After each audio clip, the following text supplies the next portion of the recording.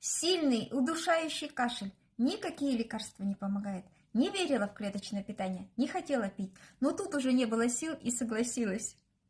У меня заболела родственница, с каждым днем ей становилось все хуже и хуже. Это температура, слабость, сильный удушающий сухой кашель. Медикаменты, которые ей прописали доктора, ей не помогали.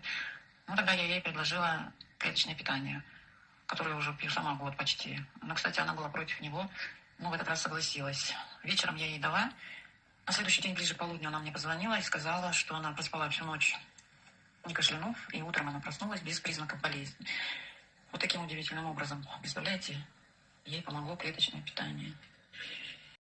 Вечером выпила разного клеточного питания вечером. И ночью уже все прошло. Представляете, какие уникальные продукты у нас есть.